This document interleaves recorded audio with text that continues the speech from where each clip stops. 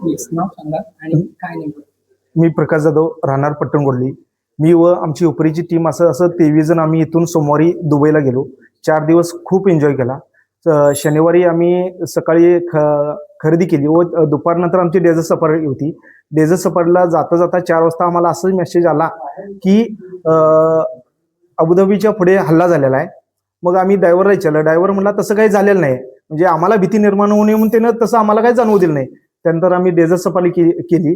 Night show एक होता, night show केला, जेवण केलं. जेवण करून बाहेर येताना आम्हाला असं लक्षात आलं की तिथं आमची गाडी बाहेर गेलेली आहे.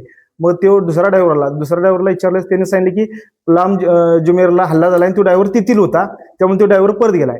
मग आम्ही तसंच आलो, हॉटेलवर राहिलो. रात्री 12 वाजता परत आम्हाला एक अलर्ट आला. सगळ्यांचे आमचे माझ्याकडे 3 मोबाईल होते, 3 मोबाईलला अलर्ट आला. असं काय नेमकं झालंय, म्हणजे अक्षरशः कुठं जोरात हल्ला होणार असं अलर्ट आम्हाला वाटले. बघतोय तर सरकारचा आदेश आला की तुम्ही बाहेर पडू नका, काचेपासून लांब राहावा.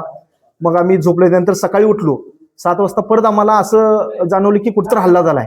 मग बाहेर येऊन बघतोय तर 3 जागी एकटा त्यांचं ड्रोन पडलेलं. मग आम्हाला भीती निर्माण झाली. मग आम्ही तसंच सगळेजण एकत्र आलो. सगळा ग्रुप आमचा एकत्र आला, 46 जण. हॉटेलमधनं बाहेर जाण्यास परवानगी दिली नाही आम्हाला.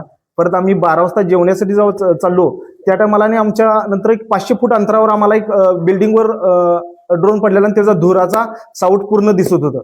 मग त्यानंतर जेवून आलो आणि परत झोपलो. 3 वाजता परत आणि आम्हाला तसं आमच्या हॉटेलच्या पाठीमागे अक्षरशः मला वाटते आमच्या देव पाठीशी आहे म्हणून आम्ही इथं परत आलो. कारण आमच्या हॉटेलच्या भोवतीच सगळे हल्ले होत होते. ते कुठं लांब होत होते, हॉटेलच्या भोवतीच होते. ते फक्त देव पाठीशी आहे म्हणून आम्ही इथंपर्यंत आलो, नाही तर येणार नव्हतं असं तर वाटते.